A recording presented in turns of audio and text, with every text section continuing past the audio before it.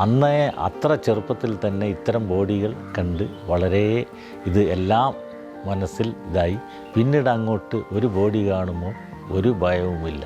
ഒരുപാട് ആൾക്കാർ പണം വെച്ച് നീട്ടിയിട്ടുണ്ടായിരുന്നു കൈമ, ഒരുപാട് ആൾക്കാർ. പക്ഷേ അതൊന്നും വാങ്ങാറില്ല.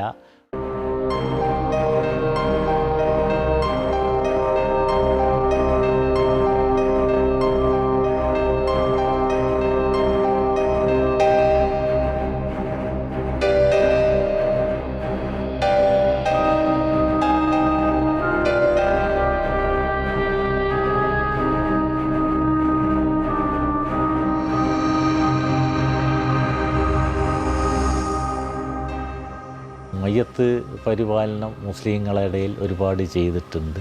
അപ്പോൾ എൻ്റെ പേര് തന്നെ മയ്യത്ത് മൊയ്തു എന്നാക്കി കഴിഞ്ഞു.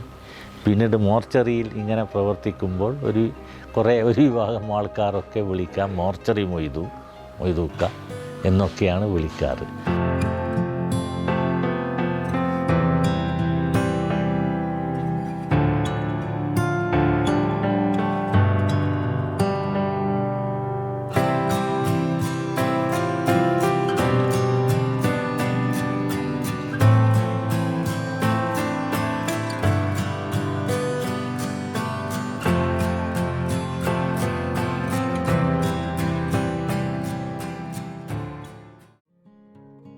വളരെ ചെറുപ്പത്തിൽ തന്നെ ഈ സാമൂഹ്യ പ്രവർത്തന രംഗത്ത് ഇറങ്ങിയ ഒരാളാണ്. പക്ഷേ 22 വയസ്സാകുന്നതിൻ്റെ ഉള്ളിൽ തന്നെ ചെറുപ്പത്തിൽ 12 വയസ്സാകുമ്പം തന്നെ ഞാൻ വിദ്യാഭ്യാസത്തോട് വളരെ ദാരിദ്ര്യ കുടുംബത്തിലാണ്. 5ാം ക്ലാസ് വരെയാണ് പഠിച്ചിട്ടുള്ളൂ തിരുവങ്ങാട് ഹൈസ്കൂളിൽ. അപ്പം പിന്നീട് ഞാൻ വീട്ടിൻ്റെ പാരമ്പര്യം വളരെ മോശമാണ്. അപ്പം ചെറുപ്പത്തിൽ തന്നെ ടെക്സ്റ്റൈൽസ് ജോലിക്ക് പോയി.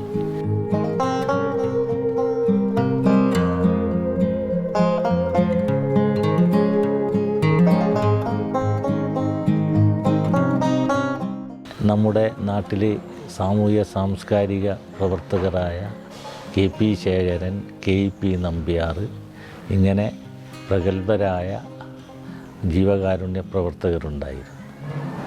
അപ്പം അവരെ കൂടെയാണ് നാം പിന്നെ സ്പോർട്ടിംഗ് യൂത്ത് ലൈബ്രറി എന്ന് പറയുന്ന വളരെ വലിയൊരു സ്ഥാപനം അവിടെ ഉണ്ട്. അവിടെ മുഖേനയാണ് അവരുമായിട്ട് സഹകരിച്ച് അവരുടെ KP ശേഖരേട്ടൻ എന്ന് പറയുന്നവരുടെ പ്രധാന ഒരാളായിട്ട് എന്നെ അവർ പടുത്തുയർത്തിയതാണ്.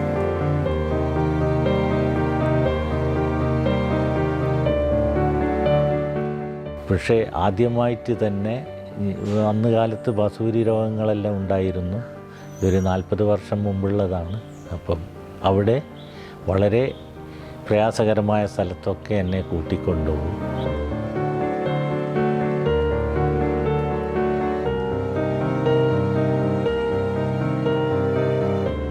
ആദ്യമായിട്ട് തന്നെ തലശ്ശേരി ജഗന്നാഥ ക്ഷേത്രത്തിലെ വെടിക്കെട്ട് അപകടമുണ്ടായിരുന്നു, ആ റെയിൽവേ ദുരന്തം. അപ്പം അവിടെ മരിച്ചുപോയ 10-27 ആളുടെ ബോഡികളുണ്ടായിരുന്നു. അപ്പം അത് തലശ്ശേരി ഗവൺമെൻറ് ആശുപത്രിയിൽ എത്തിക്കുമ്പോൾ തന്നെ അന്ന് നമ്മുടെ ഈ ഞാൻ നേരത്തെ പറഞ്ഞ ശേഖരേട്ടൻ, KP നമ്പ്യാർ ഇവരൊക്കെയാണ് ആശുപത്രിയിൽ ആദ്യമായി പടികേറുന്നത്.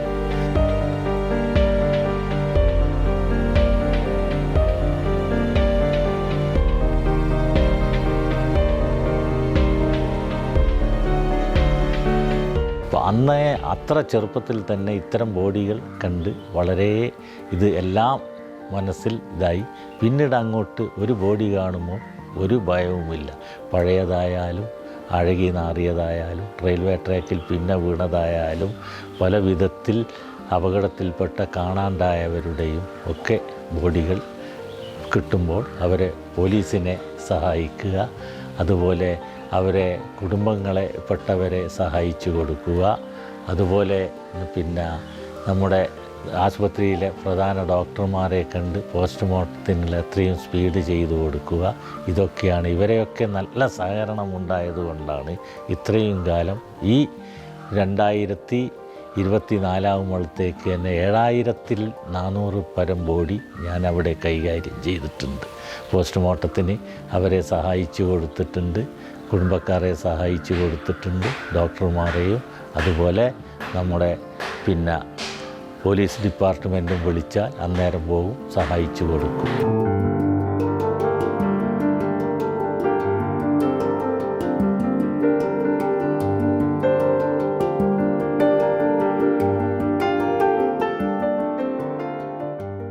എൻ്റെ പേരിന് പുറമേ തന്നെ നമ്മുടെ സമൂഹത്തിൽപ്പെട്ട പല ആൾക്കാരും വിളിക്കാറുണ്ട്. ഒന്ന്, ഈ മയ്യത്ത് പരിപാലനം മുസ്ലിങ്ങളുടെ ഇടയിൽ ഒരുപാട് ചെയ്തിട്ടുണ്ട്. അപ്പോൾ എൻ്റെ പേര് തന്നെ മയ്യത്ത് മൊയ്തു എന്നാക്കി കഴിഞ്ഞു. പിന്നീട് മോർച്ചറിയിൽ ഇങ്ങനെ പ്രവർത്തിക്കുമ്പോൾ ഒരു വിഭാഗം ആൾക്കാരൊക്കെ വിളിക്കാം മോർച്ചറി മൊയ്തൂക്ക എന്നൊക്കെയാണ് വിളിക്കാറ്. പക്ഷേ ഇതൊന്നും സംഭവം എൻ്റെ ചവിട്ടിൽ കൊടുക്കാറില്ല. ഞാൻ എൻ്റെ ജോലി രാവിലെ 8 മണിക്ക് പോയാൽ വൈകുന്നേരം 4 മണി വരെ ആസ്പത്രിയിൽ ഉണ്ടാകും. അങ്ങനെയാണ് ഞാനിത് ചെയ്യുക. പക്ഷേ ബാക്കി സമയത്തൊക്കെ ഞാൻ എൻ്റെ ചെറിയ ടെക്സ്റ്റൈൽസിൻ്റെ കളക്ഷനോ മറ്റുള്ളതോ പോയി ജീവിതം ഇങ്ങനെയൊക്കെ കഴിയും.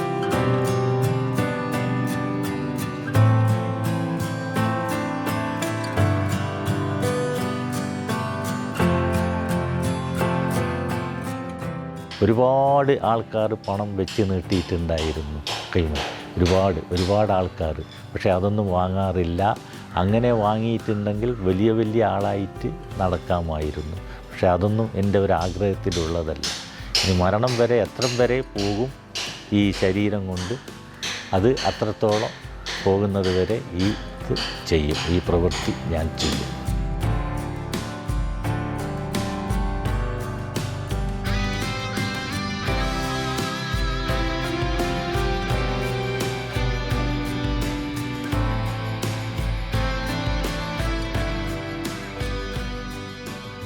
നാം ഇത്രയും വലിയ കർമ്മങ്ങൾ ചെയ്യുവാൻ വളരെ എൻ്റെ മനസ്സിൽ തന്നെ വലിയൊരു സംതൃപ്തിയുണ്ട്. ചെറുപ്പത്തിലെ ഞാൻ നേരത്തെ പറഞ്ഞതുപോലെ ഒരു ദാരിദ്ര്യ കുടുംബത്തിൽപ്പെട്ടതാണ്. ഒരുപാട് വിദേശത്തേക്ക് പോകാനൊക്കെ ആഗ്രഹിച്ചിരുന്നു. പക്ഷേ അതൊന്നും കഴിഞ്ഞില്ല.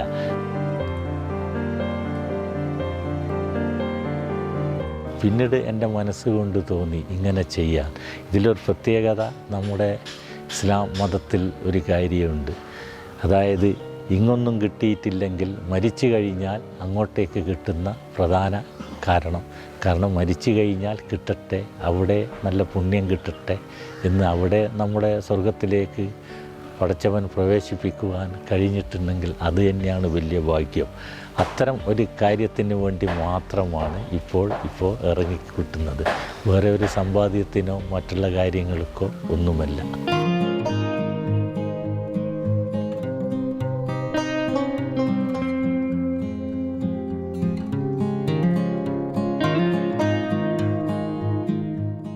കുറേ മുമ്പ് പോലെയല്ല, അന്നേരമൊക്കെ മരണങ്ങൾ വളരെ കുറവാണ്. ഇപ്പോൾ അപകട മരണങ്ങൾ, ആത്മഹത്യകൾ, ചെറുപ്പക്കാരുടെ ഈ മയക്കുമരുന്ന് കഴിച്ചിട്ടുള്ള മരണങ്ങൾ, അതുപോലെ ചെറിയ കുഞ്ഞുങ്ങളെ മരണങ്ങൾ, അതുപോലെ വളരെ പ്രയാസപ്പെട്ട പല മരണങ്ങളും നിരന്തരം വന്നുകൊണ്ടിരിക്കുന്ന ഒരവസ്ഥയാണ്. ഈ സമയത്താണ് നമ്മൾ വളരെ കൂടുതൽ ബോഡികളും മറ്റുള്ളതും കൈകാര്യം ചെയ്യേണ്ടി വന്നത്.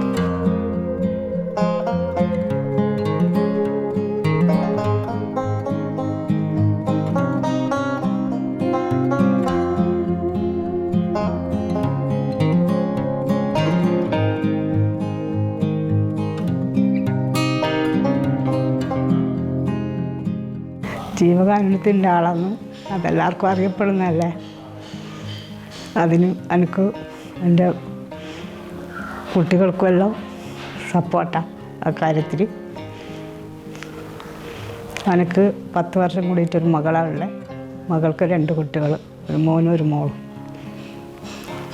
ഇതുവരെ ജീവിതത്തിലെല്ലാ ആഗ്രഹങ്ങളും എൻ്റെ ഭർത്താവ് എനിക്ക് സാധിച്ചു തന്നിന്. ഇനിമേലെ ഒരു ഉമ്മറക്ക് വേണ്ടൊരു നിയത്തുണ്ട്, അതും പഠിച്ചോ സാധിച്ചു തരുമെന്ന് വിചാരിക്കുന്നു.